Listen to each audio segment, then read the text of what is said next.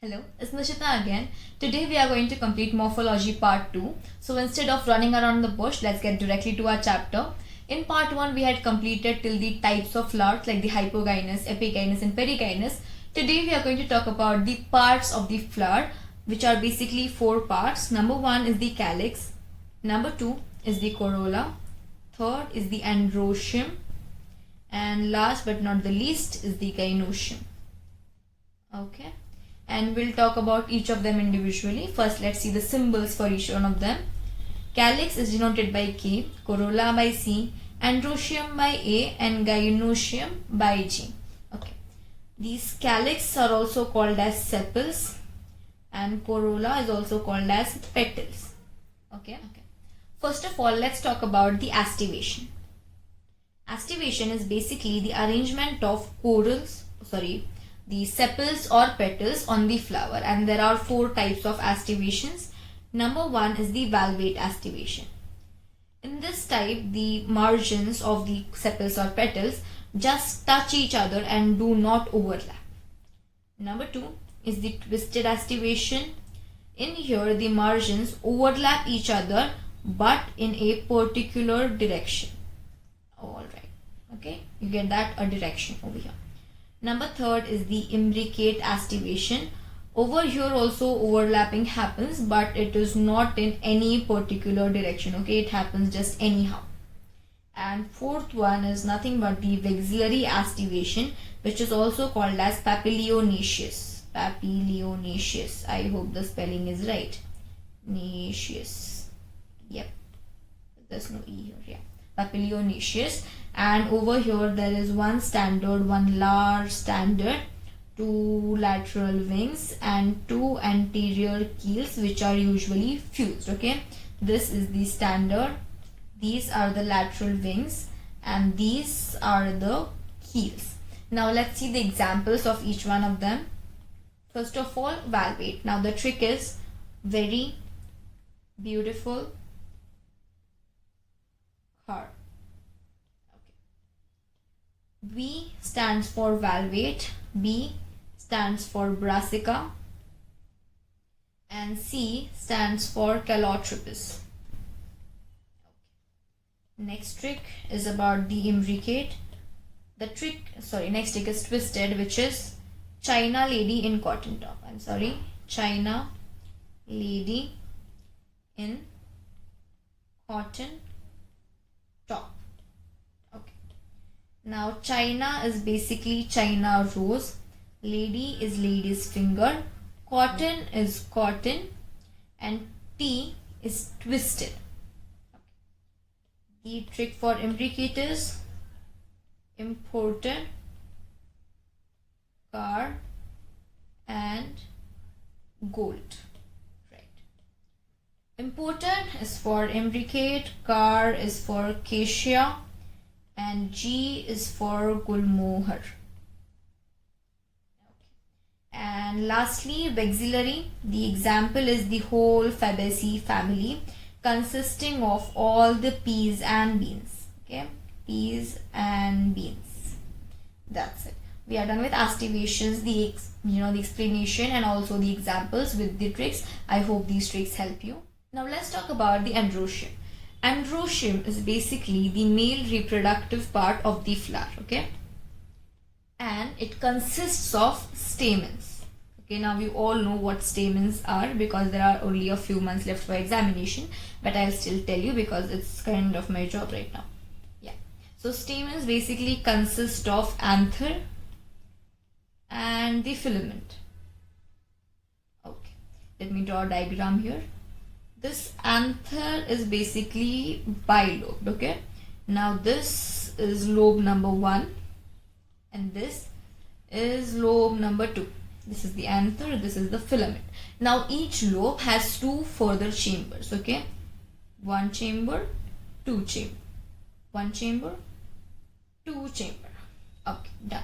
And in these chambers pollen grains are found. Now the anther which does not have pollen grains is basically called as a staminode. Okay, the stamens which do not have pollen grains are called as staminode, and staminode means that the stamen is sterile. Okay, the stamen is sterile. Moving on, there are types of stamens. Okay, these stamens can be free or united, okay, among themselves. When they are free, they are called as polyandrous, and when they are united, they are called as adelphous. Now there are three types of adelphous. Number one is the monoadelphous, number two is the diadelphous, and number three is the polyadelphous. Okay, now let's see the examples of these ones. Okay, first of all, mono and China rose, MC. Now you all know what I'm talking about and you can remember this very well. Now diadelphous and P, it is DP, your DP, Insta DP, WhatsApp DP, whatever DP, and this is PC. For you, PC might be Priyanka Chopra, but for me and my friends, it was Pragati Chauhan. Hi Pragati, if you're watching this video. But yeah, you can remember it any way you have to. Now there is a C here and a C here. How do you remember which is citrus and which is China rose? Okay, so now you know China does a lot of naughty things which it should not do. So basically China is going to die alone, so we related it with mono. That's why monoadelphous is China rose and polyadelphous is citrus. I'm sorry if I've offended anyone, but this is how I remembered all the examples with the types and stuff. Now next, stamens can also be attached to the petals that we call as epipetals. Okay, epipetals. And when stamens are attached to the perianth. Perianth is basically calyx plus corolla. Or when stamens are attached to the tepals. Okay, that is called as epiphyllous. Epiphyllous. Let's write down the definition over here. Stamens attached to the petals, and here stamens attached to the tepals. And what are tepals? Tepals are sepals plus petals. Okay, now the examples of this one as given in NCERT are brinjal for epipetals and lily for epiphyllous, because the perianth or the tepals are found only in the family Liliaceae, which obviously contains lily. Okay, so brinjal and lily, we are done. After that there comes gynoecium. Gynoecium is basically the female reproductive part of the flower, and it contains carpels, okay, which further contain three parts, that is stigma, style and ovary. And within this ovary are present ovules connected to the wall of the ovary by placenta. Okay, so now let's discuss about the various types of placentations. Placentation means the arrangement of ovules in the ovary. Okay, right. Now the examples of placentation are a lot, and there is one really beautiful trick of placentations which I have seen from a video on the channel Crosspoint. I'll put the link in the description. Okay, the channel is Crosspoint. The link I have already added in the description. You can go and check that out. It is a really beautiful trick. I could have shared it here, but they put a copyright obviously, and I know that video. Okay, so I can recommend it. You can go and check the trick over there, but all of the other explanation I will be doing over here. Okay, so starting with the marginal placentation. As the name itself says, all of the ovules are present in the margin. Now just imagine this is a pea pod and all of these beans are present on the margin. If you remember, when we open the pea, half of the ovules or the beans are present on one side and half of them are present on the other side, which means that on the margin the ovules are arranged in two rows. Alright, now in marginal placentation, ovules are arranged on the margins and in two rows, and the placenta is marginal. Now number 2 is the axial placentation. This means that all of the ovules are arranged in the center, okay, and they are separated by the septum. Now if you remember the example of axillary buds which we talked about in the previous video, morphology part 1, that was this leaf, a very weird leaf, and we know that axillary buds are found in the axil of the leaf. So what exactly is an axil? Axil is the point between two lines. Okay, so even here there are two lines formed by the septum, and all the ovules are present in the axil. That's why the name axile placentation. And as the septa divide the compartment into a lot of locules, we call it the multilocular ovary. Okay, multilocular ovary, and septa are present over here. Remember these 2 points. Moving on, we have the free central type of placentation. Number 3 is the free central placentation, which means that all of the ovules are present in the center and they are not separated by septum, because of which they are free. That's why no septa and central placenta. Alright, next one is the parietal. Yeah, the parietal placentation. Okay, the parietal placentation. In this type of placentation, all of the ovules are present on the periphery. Okay, P for parietal over here, and P for periphery. This is how you can remember it. And as you can see, all of the ovules over here are present in the groups of 2, so they are kind of arranged. We can draw a false septum over here, or an imaginary kind of septum. Okay, so this false septum is called as the reticulum. Okay, all of the ovules are on the periphery and there is a false septum called as reticulum. Okay, next and the last kind of placentation.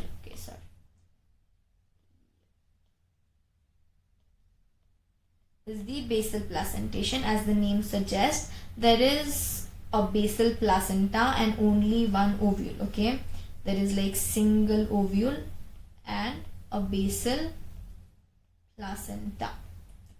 As I told you already, the examples for all of these placentations are present in the video of cross point. Do not forget to check that out and you will never regret. Okay, you have my word on it.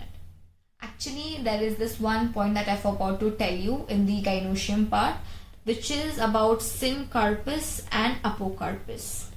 Okay. Now, when the carpels are free, we call them apocarpus, and when they are synced or when they are united, we call them syncarpus. Okay. Now, there are some examples given of syncarpus, which is mustard and tomato. And in apocarpus, the examples are rhotus and rose. Now the mnemonic for this one was must, M-U-S-T, must, and L-A-R-A, Lara. Okay. Now M-U is the mustard, T is the tomato, and S is syncarpus. Okay. This L is the lotus, R is rose, and A is apocarpus. So Lara is basically, if you have seen Ye Jawani Hai Diwani, and that Lara girl comes to Aditi's wedding and surprises Bunny, and Bunny is like, Iski maa ka Lara. Okay, so it is that Lara, and it is a very funny mnemonic. So you can remember it from there, and must, so we all can remember, so no issues. Right.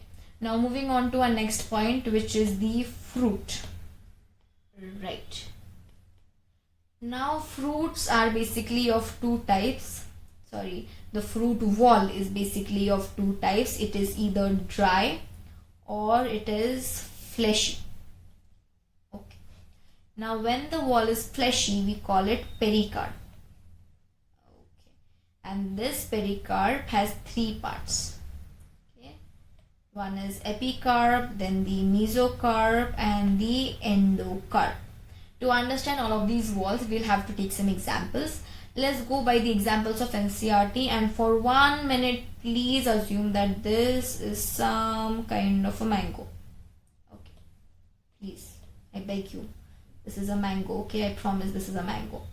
Now this is a mango, and let's get into some highlights. Right, now this is the fleshy and juicy mesocarp, and this is none other than the stony endocarp. Okay. Now in NCRT there is one more example given, and the example is of coconut, I guess. Now where is my brown color? Okay, I lost it. Right. Yep. Now this is our coconut. Please assume this one too. Coconut. Right. And this is the white, endosperm, or yeah, this is the endosperm. Let's also draw some coconut hairs. Okay. Looks really weird right now. A coconut is a coconut. Alright. Now a coconut has a fibrous mesocarp. Okay, this is very important. Coconut has a fibrous mesocarp, and the white kernel that we eat is basically the endosperm. Okay, proteinaceous endosperm. This is the fibrous mesocarp. This epicarp in mango is thin and membranous. Mesocarp is juicy and endocarp is stony. Whereas in coconut, the mesocarp is fibrous. Okay. Now there are some common points in both coconut and mango. Both of them are drupe fruits. Okay. And they are born from a superior and monocarpellary ovary. Okay, monocarpellary ovary.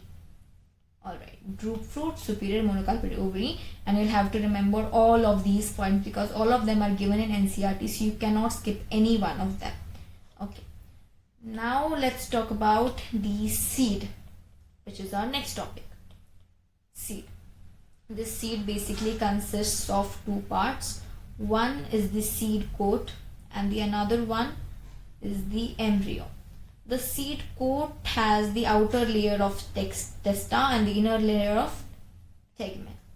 The embryo, on the other hand, has radicle and embryonal axis and one or two cotyledons. Okay. Now when there is one cotyledon, we call it as monocot, and when the cotyledons are two, we call them dicots. Basically, monocots have endosperm, endospermous, and dicots are basically non-endospermous. But as always, there is an exception for this one too. Okay, let's see the exception of monocots. Here, orchid is non-endospermous. Being a monocot, orchid is non-endospermous, and castor, which is a dicot, has endosperm. Okay, you have to remember these examples too because these are kind of frequently asked and they are also present in chapter 1 and 2 of class 12 biology. Okay, right, moving on. Now what do we have next? Yes, we are going to go into the details of the dicot seed and the monocot seed. First of all, the dicot seed. Let's talk about all of the kind of dicot seeds, which are peas and beans. And the diagram given in NCRT is a bit inverted. I suggest you to write them in your notebook in the correct way. Now over here they have shown a micropyle, and below it is hilum.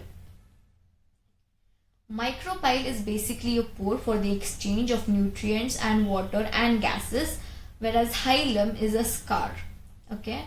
Now this seed is nothing but an ovule, right? Ovule converts to seed and ovary converts to fruit. So basically a seed is an developed ovule. Okay. So when the ovule was present inside the ovary, it was connected to the wall of the ovary by a placenta. Okay. And when we remove this placenta, all of a sudden a scar is left, and that scar is called as hilum. Okay, so there's a difference. Micropyle is a pore, hilum is a scar, and micropyle is present above the hilum. Okay, remember that because in NCRT the sentence is above the hilum, a micropyle is present. Okay, so they can ask you like which is above and which is under, right? Okay, now let's move to the monocot seed. The example of monocot seed as given in NCRT is the maize. I don't know if I can draw it correctly, but I'll definitely try. Okay. Now this is the endosperm and this is the embryo. Okay. So basically in the maize seed, the seed coat, and the fruit wall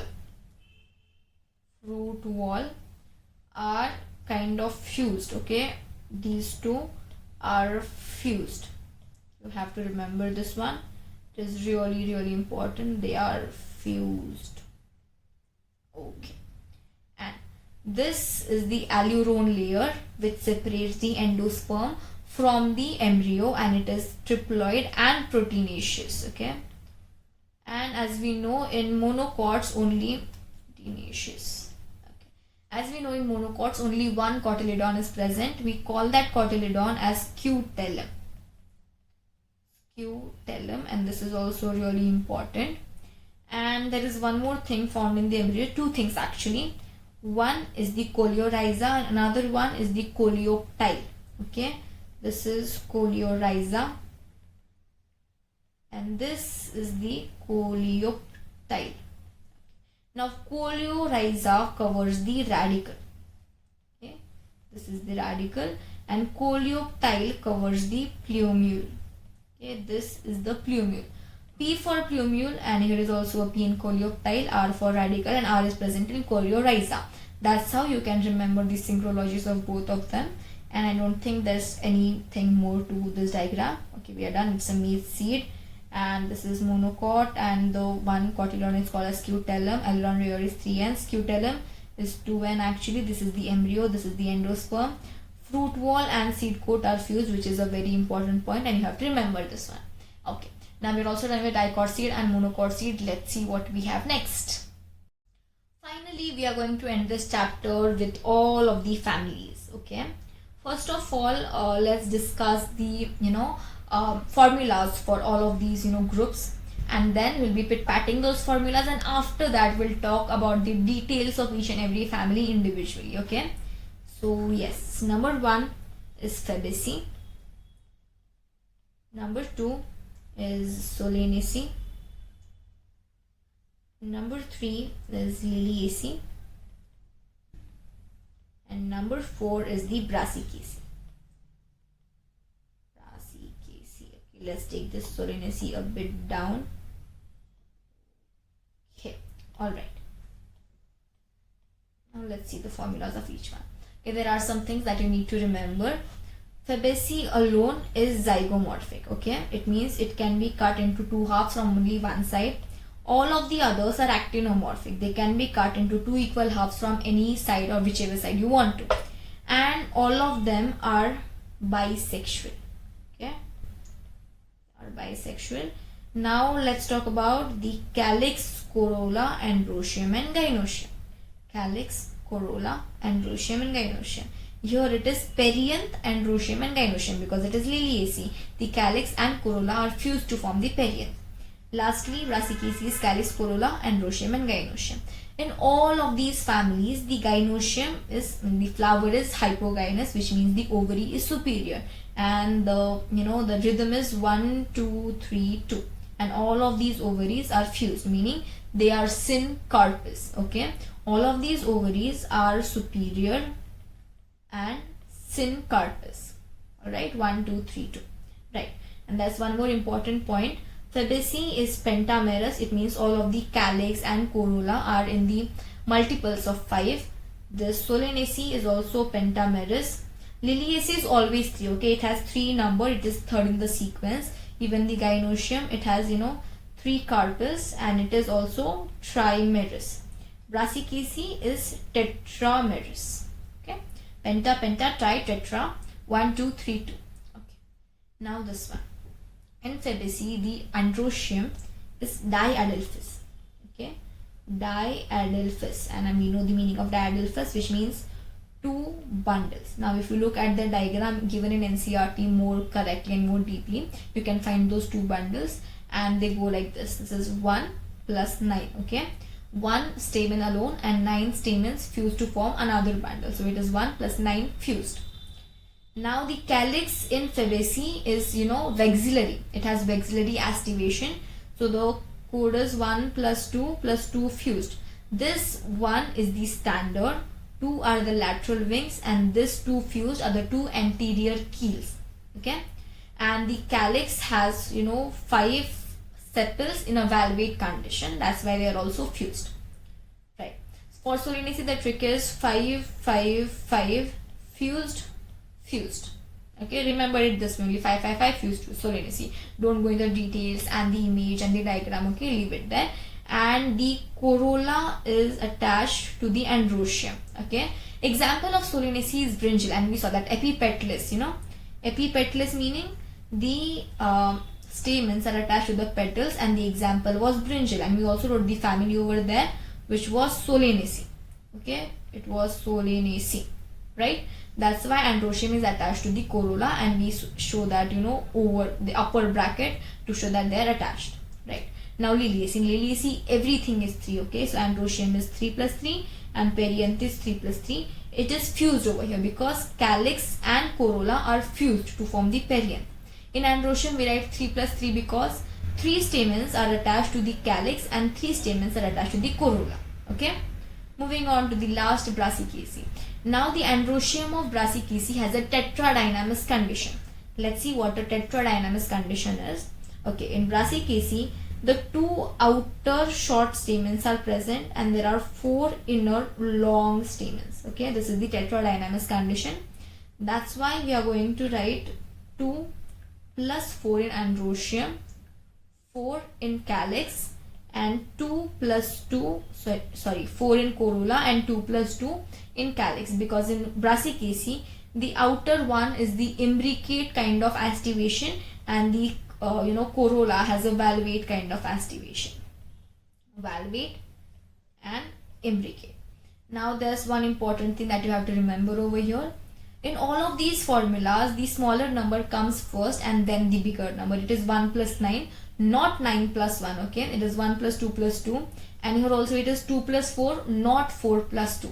And I hope that you all remember this. This is how we learn all of the formulas in the families. And yes, even here the Androecium is fused with the perianth, Epiphilus, lily example, if you remember all of that.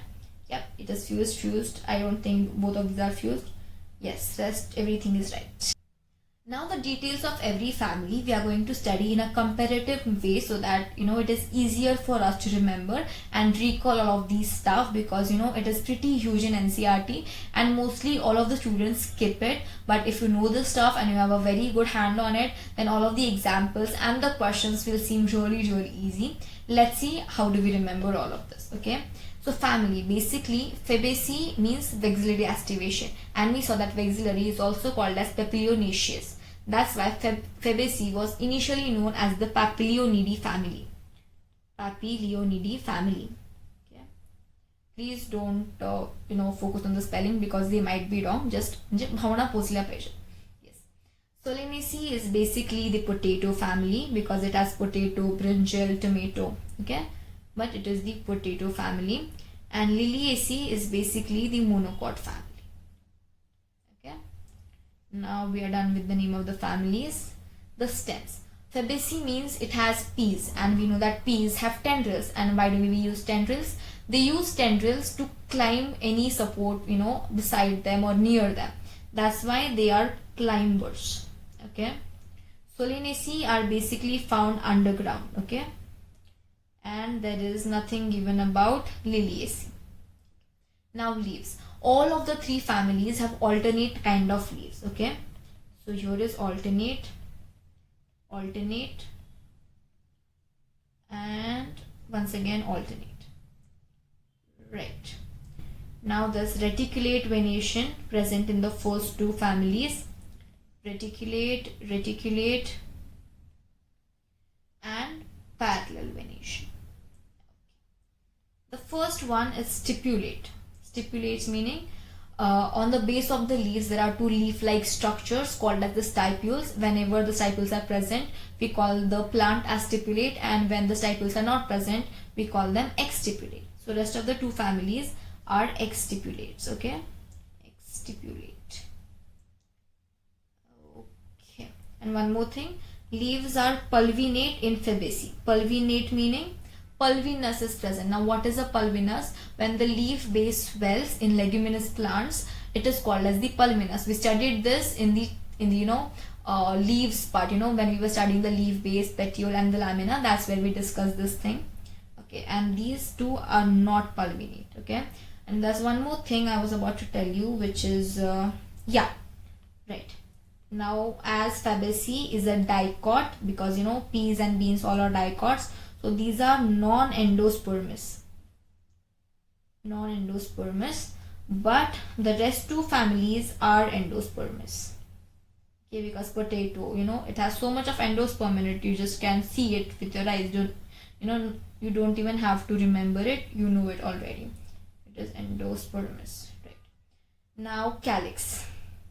The calyx in Fabaceae is valvate or imbricate, as you can see from the diagram too, because the corolla of Fabaceae is vexillary. Okay, but in the rest of the families, everything is valvate. Okay, even the corolla and the calyx, both of them are valvate.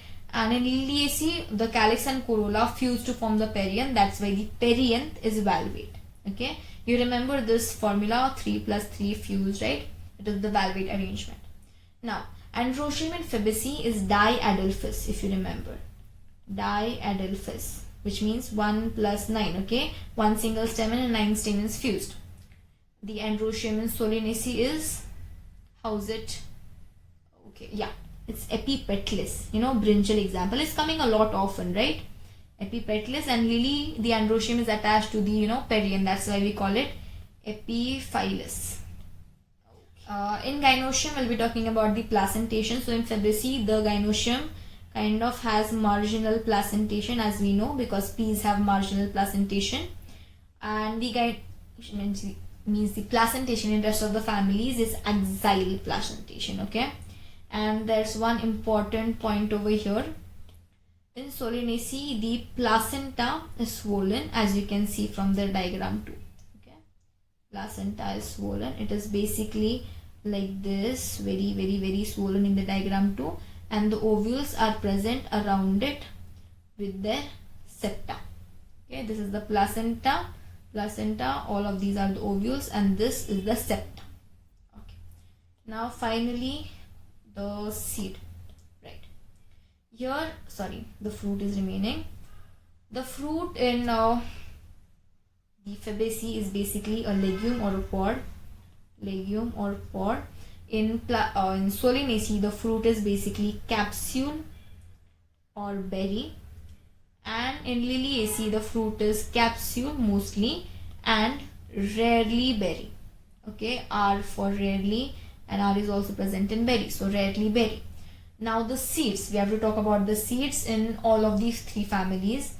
Okay, the seed over here is dicot, and in both of these families the seeds are monocot. Alright.